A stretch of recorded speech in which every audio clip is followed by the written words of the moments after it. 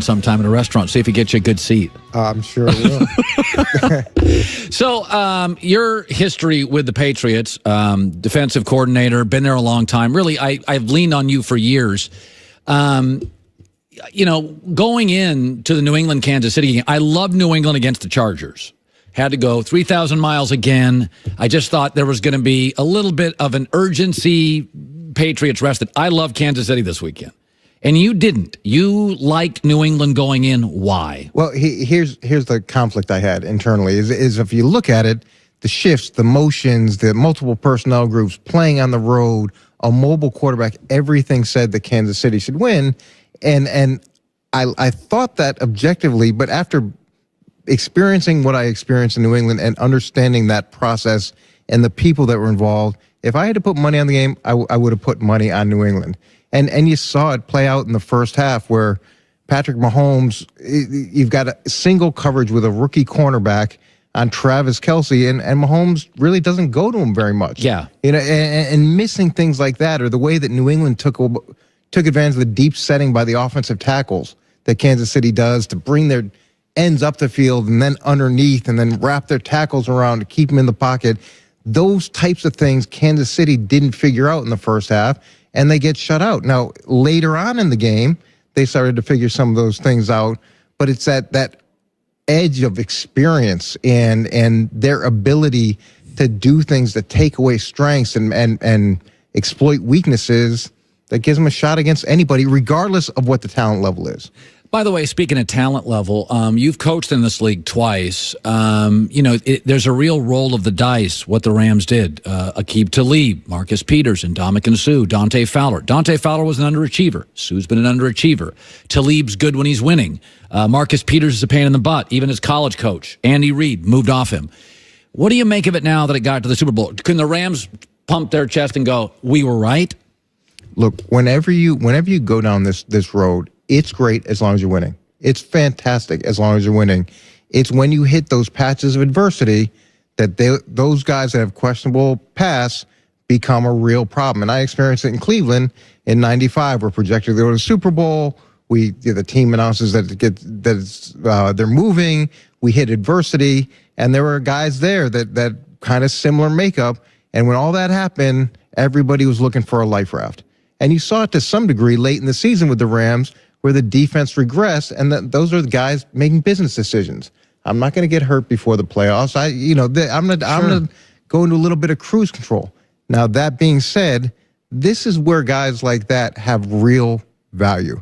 It's easy to coach in the playoffs. It's really easy to coach in the Super Bowl because everybody's dialed in. Everybody's going to be the best form of themselves. Nobody wants to be the guy that loses the game. Everybody wants to be the guy that makes a play.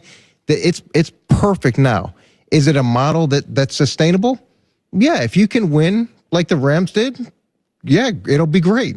You hit a patch of adversity, good luck. Talk about Super Bowl prep. You've prepped for Super Bowls before. New England has a decided advantage in experience here. Super Bowl prep advantage New England, right?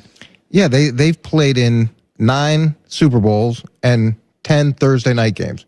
So this is no different for them than getting ready for a schedule like a Thursday night game. It's just another part of their process. And going to the first Super Bowl was tough. You've got pressure from family and friends and the media, a change in the environment. All these things are pulling at you.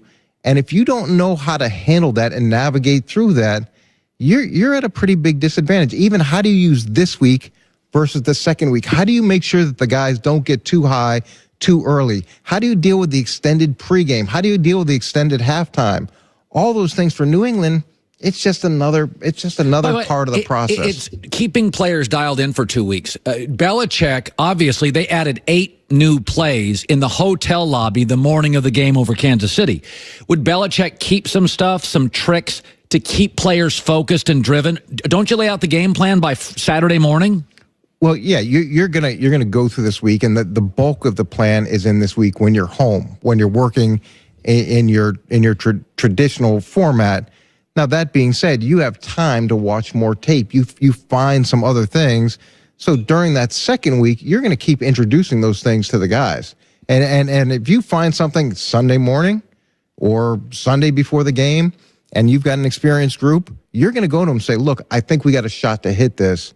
Let's go with it. Just like you saw last weekend, where when you've got a young group or a group that's not used to adjusting or a group that's not used to dealing with the level of anxiety and pressure that goes into a Super Bowl, you put those plays in, it could be an absolute, disaster. Yeah, I mean, Rams' first hour were bailing water.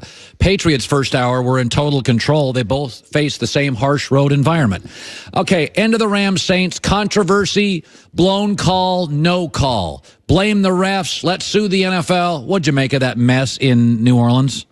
Well, look, I've heard that there would have been about 30 seconds left in the game if they were able to run the ball 3 times after the pass interference call or no call.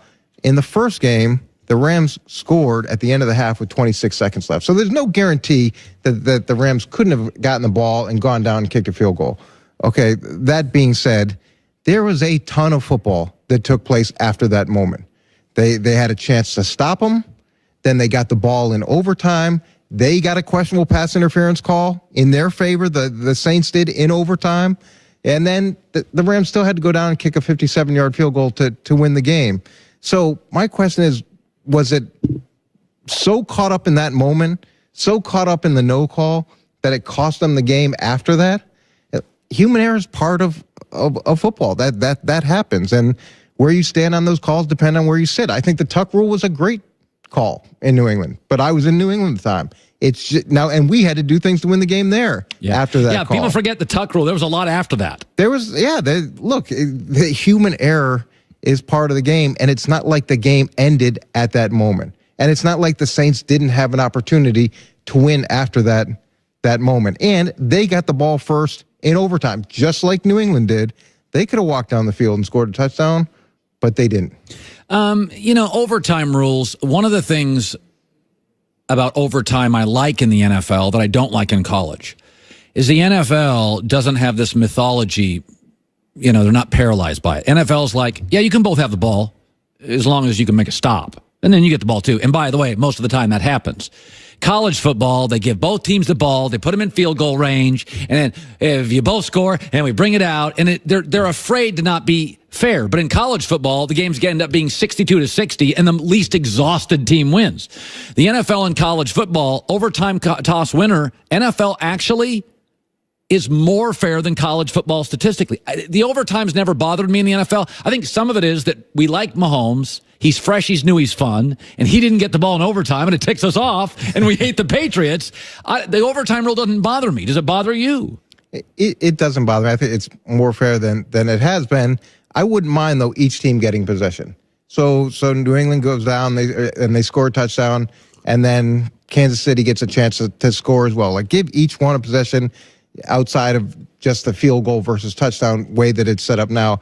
I don't think there'd be any problem with that. I know that player safety is an issue. Yes. And they don't want to extend the game. So maybe during the regular season, you leave it as is. And in the postseason, each team gets one chance, regardless of whether you score a touchdown on the first drive or not. But the concern by the NFL is the longer a game goes, the injuries increase. So as you go to overtime, it's like skiing. They always say your last run of the day skiing, go slow. That's when you break your knee. In football, as the game goes to overtime, statistically, the injuries increase. So if Kansas City did take the ball and scored all the way down, now we got a real quarter going on. Well, but look, the difference in playoff football versus regular season football is you're going to keep going in overtime until there's a winner. There are no ties. So that's what I'm saying. If you kept it the same during the regular season, but gave each team at least one possession in the postseason, then I think you could find a compromise between player safety and someone saying we didn't have an opportunity that we should have had. Finally, Eric Mangini, former NFL head coach, couple of places, defensive coordinator with the Patriots. I said this a couple days ago, is that, we've got all these new quarterbacks. We got Mahomes, and we got Deshaun Watson, and we got, Baker Mayfield, Sam Darnold. The one kid that does remind me of Brady, right? Because we're always comparing. Who's the next Michael? Who's the next LeBron, right? We're always comparing.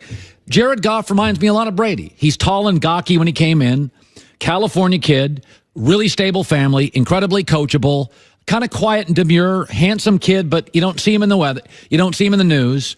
And I kind of look at them and I'm like, precise passers, pocket throwers, move well within the pocket, but you don't want him running. I see some Brady in Goff. Yeah, you were with Brady early. I was with Brady early, and I've told this story a bunch of times. Tom Brady was not Tom Brady when he first came out, and that first season that he was there, post practice, we'd always have these one-on-ones. I had the DBs. Brad Seeley would be out there. He was the special teams coach at the time, and we'd bet $1 on each one of the reps, and I won a ton of dollars because Tom would throw the ball in the dirt or he'd miss a guy wide. So he was able to grow because he had traits, and he had tremendous traits. And that work ethic, the thing I don't know about Goff is does he have that same type of work ethic?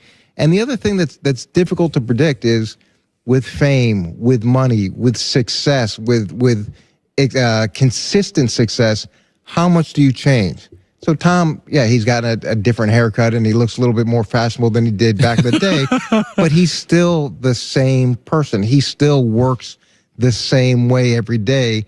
And to me, that's unique. The other thing about Tom is there's an unselfishness in his play. He doesn't need to have giant statistics. He doesn't need to feed the ball to Gronkowski. He's going to throw to the open receiver.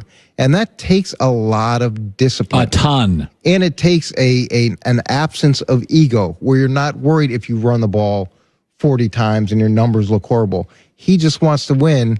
So it's hard to predict how anybody's going to deal with extended success like Tom has. Yeah. Also, another thing is that Patriots have had incredible continuity among their staff, whereas as the kind of hot franchise, the Rams are already getting their staff poached by everybody in the league, where the Patriots have Dante Scarnecchia, McDaniel's been there forever, they got the same running back coach. I mean, Tom, they got the same parking spaces painted in the facility for 20 years.